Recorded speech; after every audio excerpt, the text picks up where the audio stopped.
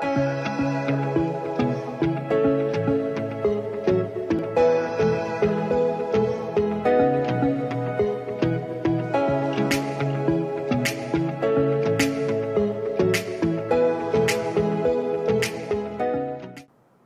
arkadaşlar. Bugün yine yeni bir dersle sizinleyiz.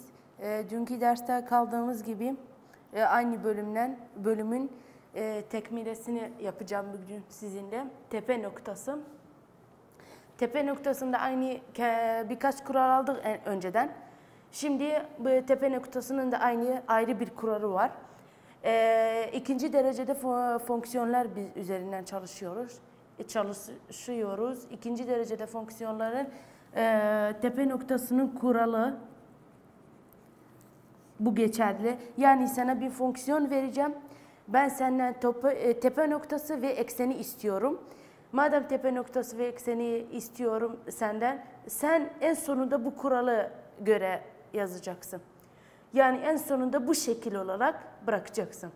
Parabolün denklemini ve tepe noktasını formülünde yazınız ve eksenin denklemini yazın. Yani iki şey istiyorum burada. Hem tepe noktasının formunda yaz, tepe noktasının formu bu. Hem de eksenin denklemini istiyorum. Gelelim şimdi bu denklemi sana vermişim. Bunu bu şekil üzerine yaz diyorum. Nasıl geleceksin? Bu ikisini alacaksın. Bu ikisinden iki ortak. Önceden bahsettiğim gibi ortak nasıl alınır? 2'yi ortak alırsam 2 bölü 2 1 kalır. 12 bölü 2 6 kalır. Bu ikisini parantez içinde bırak. Bundan üçüncü değerini bulmak zorundayım. Ta ki iki parantez açayım. Nasıl açacağım? Negatif x'in katsayısıyla kuralıyla yapacağım. Negatif x'in katsayısı. Burada x'in katsayısı kaçtır? 6'dır. 6 bölü 2 3 eder. 3 üs 2 9 eder. Çıktığı rakam aynı şekilde önceden dediğim gibi negatif pozitif olarak parantez içindekine izafe edeceksin.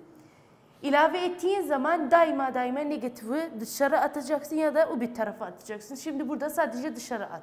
Ama dikkat et, dışarı attığın zaman burada 2 var. 2'ye çarpacaksın, ondan sonra dışarı atacaksın. Yani negatif 9 çarpı 2, 10 negatif 18 eder. Burada yazdığım gibi. Şimdi gelelim bunu iki parantez nasıl açacağız? Aynı şekilde dediğim gibi iki parantez yapacaksın. Pozitif çarpı pozitif, pozitif, pozitif çarpı pozitif, pozitif. Burada ekiz, burada da ekiz. 9'u çarpmaya ayırırsan kaç eder 9? 3'te 3. Bir de 1 çarpı 9'umuz da var. Ama 1 çarpı 9'u niye kullanmıyorum? Orta çıkmayacak. Aynı şekilde burada sen hep dene. Bu 3 ekiz, bu da 3 ekiz. Toplayınca orta çıkıyor. O zaman senin iki parantez açtığın doğrudur. Ne yapacaksın şimdi? Burada pozitif var, negatif var. Birbiriyle çıkartıp büyük sembolü kullanacaksın. Toplayacaksın yani. 16'yı da 18'i toplayıp büyüğünün sembolünü kullanacaksın. Büyüğün sembolü burada kaç? Negatif 18. Negatif kullandım. İki parantez aynı şekilde. Ben bu iki parantezi üs 2 edeceğim. Niye ben bu işlemi yapıyorum? Hatta bu formüle göre yazayım. Üs 2'miz var. Yani üs 2 ettim. Burada da. Şimdi eğer bakarsan formülü önünde yaz. Formül ne? X eksi h üs 2 artı k. Eğer bakarsan n2 h 3 oluyor. K negatif 34 oluyor. H'ne negatif 3 aldım. Niye negatif 3 aldım? Burada pozitif. Senin kuralda negatif var. Daima pozitif olarak sen tersini alacaksın. Negatif olarak alacaksın. K de aynı şekilde. K formülde kurala göre bakarsan pozitif. Ama senin burada negatif var. Negatif olarak alacaksın. Negatif 34. Eksenin denklemini nasıl buldum? Daima parantez içindekini alıp sıfıra eşit edeceğiz.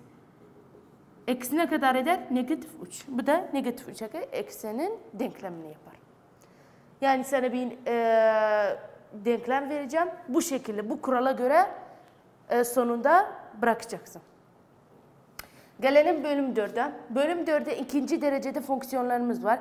İkinci derecede fonksiyonlar eğer bu kurallara göre sen mesela ortak almadığın zaman ya da iki parantez olmadığı zaman hangi işleme gideceksin? Kural kullanacaksın. Bazı sorularda eğer ben sana böyle bir denklem verirsem, kuralla çöz dersem direktman sen bu kuralı kullanacaksın. Eğer denklemi çöz dersem senin tercihine kalmıştır. Denklemi çözmek ya burada iki parantez açacaksın. Eğer iki parantez olursa onunla sonuca ulaşacaksın. Eğer iki parantez çıkmazsa kuralla ulaşacaksın sonuca. Kuralımız nedir? Eksi 1, negatif b, negatif karekök içinde b üssü 2, negatif 4 ac. Altta ne var? 2a var. Aynı şekilde eksi 2. Niye 2 eksi buluyorsun? Bizim ikinci derecede fonksiyonlarımız var. Madem ikinci derecede fonksiyonlarımız var, yani eksi üssü 2'dir.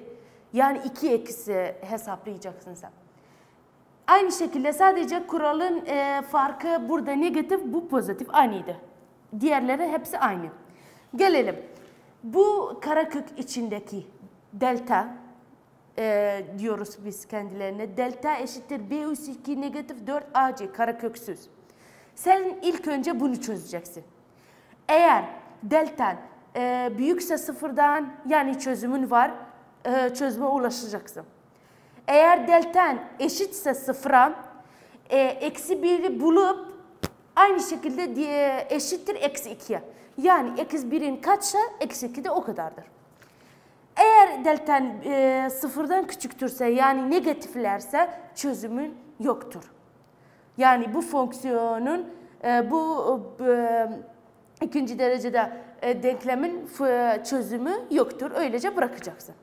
Yani kendini yorman gerekmiyor. İlk önce bunu çözeceksin. Eğer deltan küçüktürse sıfırdan çözümü yok diyeceksin. Deltan eşitse sıfıra sadece bir eksi bulacaksın. Öbürsünü diyeceksin ki eksi 1 eşittir eksi 2'ye. Deltan büyükse sıfırdan 2 eksi de bulacaksın.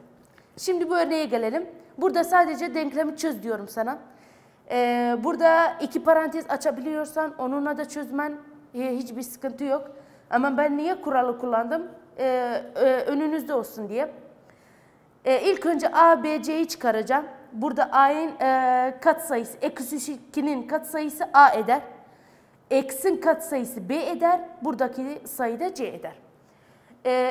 A 1'dir, B 5'tir, C 6'dır. Kuralı kullanalım. Delta'yı ilk önce bulacağız. Delta'da B üssü 2 negatif 4 AC var. B dedik ne kadar? 5 ama bu üssü 2 var. 5 çarpı 5 25 eder. Negatif 4, 4'ü aynı yazmışım. A1 burada. Aynı şekilde yerine koy. C ne kadar? 6. Burada da 6.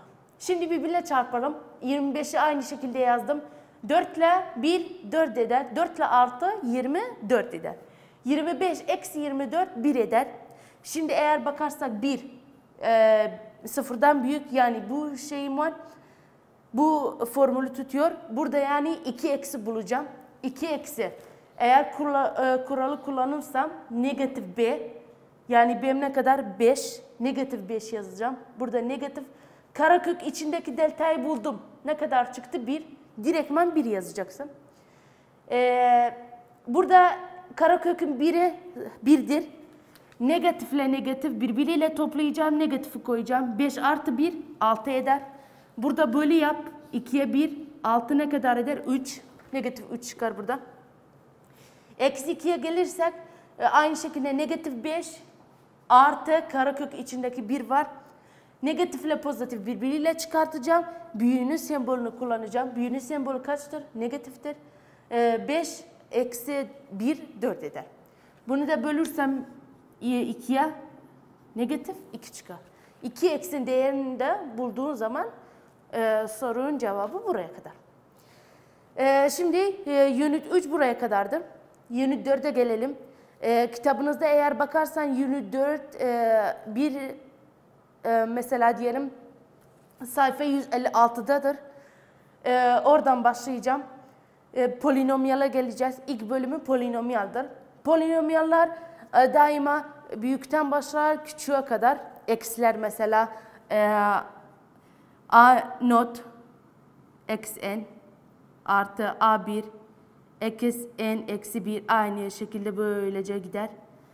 Ta ki Bu A1 olsun, A2. Ta ki A nota kadar. Öylece gidiyor. Polinomiyallar daima polinomiyalın derecesini nasıl bileceksin? Eğer ben sana böyle bir polinomiyal verirsem x'in en büyük üssüsü kaçsa polinomiyalin derecesi o kadardır. Tekrar ediyorum. X'in en büyük üssüsü hangisi ise polinomiyalin derecesi o kadardır. Eğer buraya bakarsan burada x'in en büyük üssüsü hangisidir? 2'dir. Yani polinomiyalin derecesi 2. Buraya bakarsan en büyük üs hangisidir? 4'tür. Yani polinomiyalin derecesi 4'tür. Gelelim buraya. Bu polinomiyali sana vermişim. Değeri eksi 2 iken kullan diyorum sana. Eksi 2 iken yani her x'in yerine negatif 2 koyacaksın. 2'yi yazdım. X'in yerine negatif 2 koydum. Üs 3. 3'ü yazdım. X'in yerine negatif 2 koydum. Üs 2. Negatif 4. X'in yerine negatif 2 koydum. Gelin açalım. Bu üssüsü madem tek olunca negatif gitmez. 2 çarpı 2 çarpı 2 8 eder. 3 kere çarpacaksın. Buraya gelince madem çift olunca negatif gider. Çünkü negatif çarpı negatif pozitif eder. 2 ile 2 4 eder. Bu da negatif ile negatif pozitif olur. 4 ile 2 8 eder. Aynı şekilde burada hesaplayalım. Negatif koyalım. 2 ile 8 16. Negatif 3 ile 4 12. Hepsini hesaplarsak negatif 20 eder. Başka bir örneğe gelelim. Aşağıdaki polinomiyalin derecesini bulun. Yani bu şekilde ortalarında artı var. Sen direktman karar veremezsin. Bu polinomiyalin derecesi mesela 3. İlk önce açacaksın parantezleri. Ondan sonra derecesini hesaplayacaksın. Gelelim mesela burada eksi üs 3 var. Eğer bakarsak burada da eksi üs 3 var. Katsayısıyla birlikte toplayıp üsleri de birlikte toplayacağız. Daima ne olur? Sadece burada madem artı katsayısıyla birlikte topla. 1 ile 2 eksi üs 3. 1 bu 3 eder. Pardon. 1 ile 2'yi topla. 3 eksi üs 3 eder. Eğer bakarsan burada eksi üs 2 var. Burada da eksi üs 2 var. Bununla bunun katsayısını birlikte toplayacaksın. Bu 4 eder. Burada x var. Burada da x var. Katsayısıyla birlikte toplayacaksın. 2 eksi eder. X'in üssüsünü toplamayacaksın. Sadece katsayısıları toplayacaksın. Burada 1 var. Burada da 3 var. Birlikte toplayıp bunu yazacaksın. Eğer bakarsan derecesi kaçtır? En büyük üssüm 3'tür. Madem polinomiyalin derecesi 3'tür. Eğer buna bakarsan eksi var burada.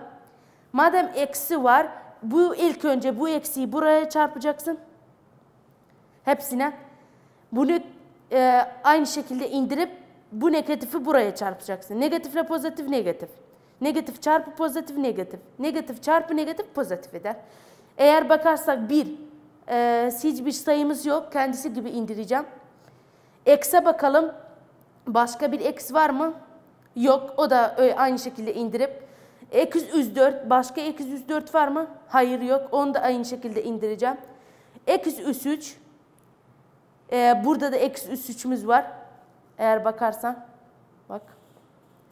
Katsayısıyla birlikte toplayıp biri negatif, biri pozitif. Negatifle pozitif birbirinden çıkartıp büyüğünün sembolünü kullanacağım. Büyüğünün sembolü nedir? Negatiftir. 5 eksi 1 4 eder. Eksi 4'ümüz yok. Aynı şekilde indireceğim. 2 de yok. Kendisini indireceğim. Eğer bakarsan en büyük üssü, x'in üssüsü kaçtır? 4'tür. Madem polinomiyalin derecesi 4'tür. Şimdi aynı unitin 2. bölümüne geleceğim. Aynı polinomiyallar üzerinden.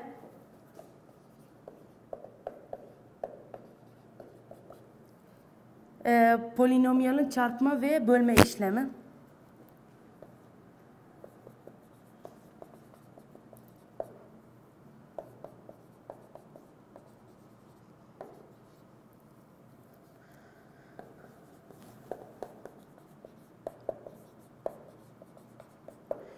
Örneğe gelelim. İlk önce çarpıyı alacağız.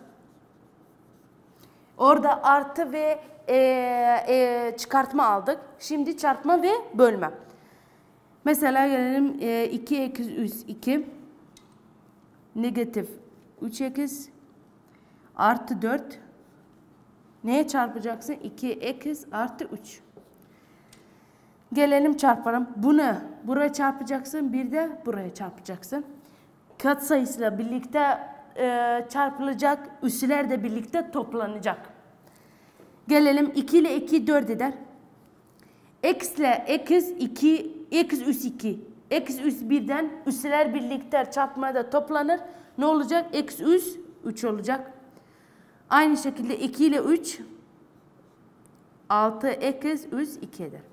Gelelim buna. Aynı şekilde böyle çarpacaksın. Negatif çarpı pozitif negatif eder. 3 ile 2 6 x ile x x üs 2.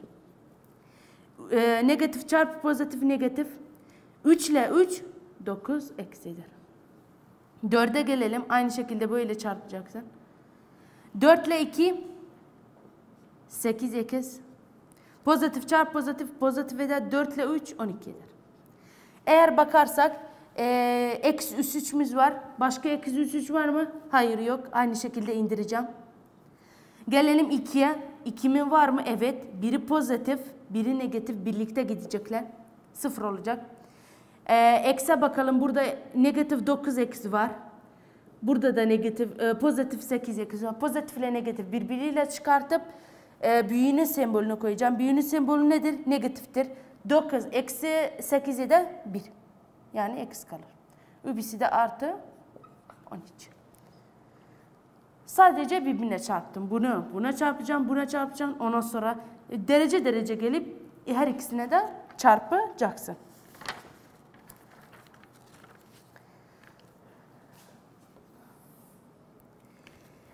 Gelelim özel. Aynı bölümde özelleştirmeler var. Özdeşleme.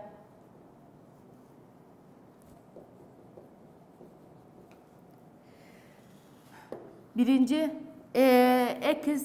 eksi yani bu parantezi eğer üs 2 olursa ben nasıl açacağım? Dediğim gibi birinci üs 2. Negatif olursa negatif koyacaksın. Pozitif olursa pozitif koyacaksın. 2 çarpı eksilen y. Daima sonu pozitif olur. İkinci y üs 2. Birinci ile ikinci benim şeyim nedir? Bu birincidir. Bu ikinci. Öylece kolay olur senin için. Birinci üs 2. Birinci ile ikinciye çarpacaksın. Daima burası pozitif olur. İkinci üs 2. Gelelim eğer böyle üs 2 olursa. Daima dedim eğer burası negatif olursa, bunun da karekökü varsa, bunun da karekökü varsa ne yapacaksın? 2 parantez açacaksın. Biri pozitif, biri negatif. X, y. Eğer 3 olursa nasıl açacaksın? Bak en sade ilk önce sade şeklini yazacaksın. Üsüsüz. Ondan sonra ne yapacaksın? Birinci üs 2. Birinci çarpı ikinci ters sembol. Yani burada sembolüne negatif, sen pozitif yazacaksın. Eksiyle. Daima artı olur. Bunun da ikinci üs 2. Bu şekilde açacaksın. Eğer burada da pozitif olursa mesela eksi üs 3 artı y üs 3. Aynı şekilde en sade haliyle yazacaksın. İlk önce üssüz. Ondan sonra ne yapacaksın? Birinci üs 2. Negatifle pozitif koyacaksın. Burada ters. Bunun gibi değil. Bunun eğer negatifse negatif koyacaksın. Pozitifse pozitif koyacaksın. Ama üs 3 olursa tersini alacaksın. Negatifse pozitif koyacaksın. Pozitifse negatif koyacaksın. Birinci üs 2. X çarpı y ters sembol. Burada pozitif. Sen negatif koyacaksın. Sonu daima pozitif. İkinci üs 2. Şimdi örnek alınca daha iyi. Örneğe gelelim mesela 2x negatif 3y. Hepsi üs 2. Bu parantezi aç diyorum sana. Ne yapacaksın? Birinci üs 2 yani 2x üs 2. Negatifse negatif koyacaksın. Pozitifse pozitif koyacaksın. Şimdi negatif koyacağım. 2'ye neye çarpacaksın? Buna birinci ile ikinciye çarpacaksın. Yani 2x bir de 3y. Daima sonu pozitif olur. İkinci üs 2. Yani 3y üs 2. En sade haliyle yazacaksın bunu. Daha da sadeleştireceğim. Bunu açarsam ne olur? 4x üs 2 olur. Negatif. 2 ile 3 4 eder bu. 4 ile 3 12 eder. 12 x ve y. Artı bunu üs 2 edersem 9 eder. Y üs 2. Gelelim ikinciye. X üs 2 negatif 4. Eğer ortası negatifse ikisinin de karekökü varsa ne yapacaksın dedim. 2 parantez açıp biri negatif biri pozitif. 2 parantez. Biri negatif biri pozitif. Burada x yazacağım burada da x yazacağım. 4'ün karekökü kaçtır? 2'dir. 2. Üçüncüye gelelim. X üs 3 artı 8. Madem burada 3 var. Sen bu 8'i öyle bir şeye değiştireceksin ki aynı şekilde üs 3 yapacaksın. Eğer düşünürsem ne rakam üs 3 edirsem aynı şekilde 8 eder. 2. 2 çarpı 2 4. 4 çarpı 2 8 eder. Yani 2 üs 3. X üs 4 artı 2 üs 3. Şimdi üs 3 oldu her ikisi de. Yani bu kuralı kullanacağım. Ortası da pozitif. Bunu kullanacağım yani. Ne yapacağım? En sade haliyle yazacağım ilk önce. X artı 2. Ondan sonra dedim ne yapacağım? Birinci üs 2. Pozitifse negatif koyacaksın. Negatifse pozitif koyacaksın. Burada ters. Negatif. Bu ikisini birbirine çarpacaksın. Sonu daima pozitif. Bu üs 2. En sade haliyle yaz. Bunu da açacaksın. X artı 2. X üs için negatif 2x artı 4. Buraya kadar yazman yeterlidir.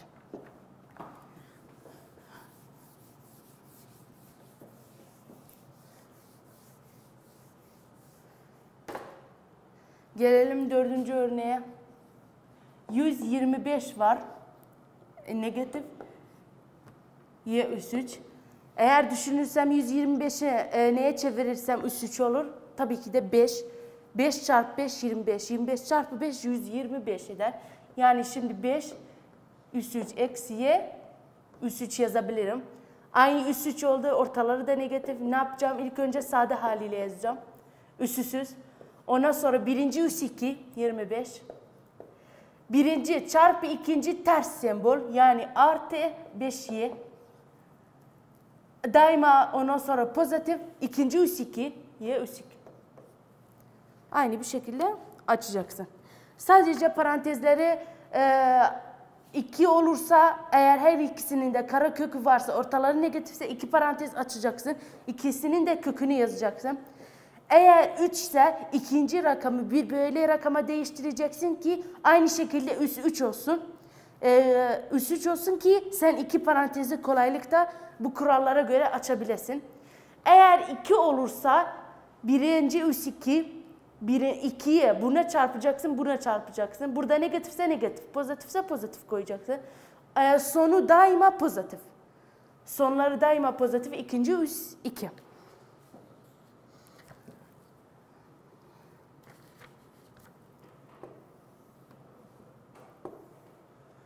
Şimdi gelelim katsayısının teorisine.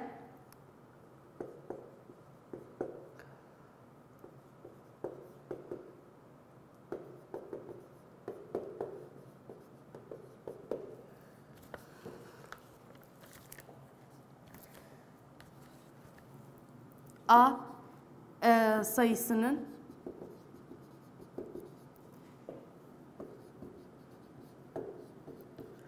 polinomların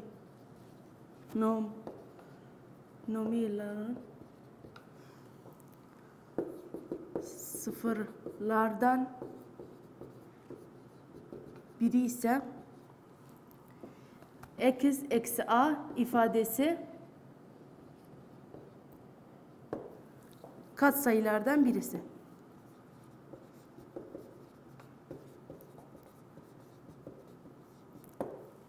Yani sana bir polinomiyal vereceğim.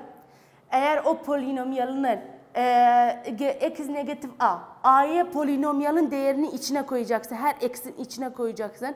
Eğer o polinomiyal sıfır çıkarsa bu katsayısı olur. Eğer sıfır çıkmazsa x negatif a bu polinomiyalın katsayısı değildir. Öylece koyacaksın. Bugünlük bu kadar. Başka derste daha örneğlerini vereceğim sizlere. Ki nasıl bilirsin bir x negatif a ben sana bir katsayı verince nasıl bileceksin bu katsayısı bu polinomiyalın mı yoksa değil mi? Teşekkürler.